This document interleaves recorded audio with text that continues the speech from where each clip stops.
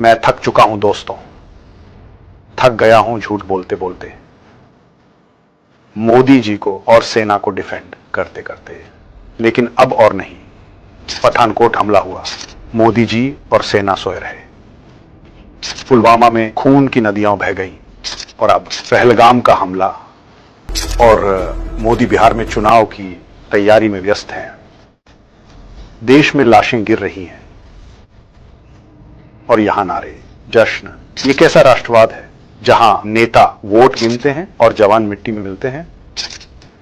आज से सिर्फ सच बोलूंगा, और सच ये है, हमारी सेना ने आज तक एक भी आतंकवादी जिंदा नहीं पकड़ा, मुर्दा भी नहीं। आतंकी हमला होता है और कुछ दिन बाद मीडिया चुप, सरकार चुप, पता भी नहीं चलता असल में क्या हुआ।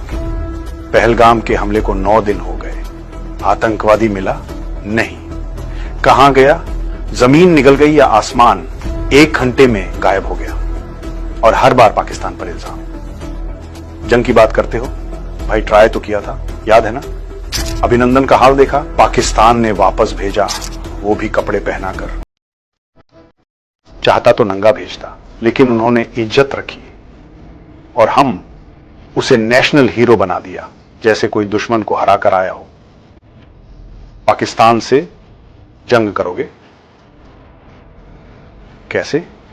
हमारी इस डरपोक सेना से, जिन्हें सीमा हैदर जैसी औरत उल्लू बनाकर बच्चों समेत भारत में घुस गई।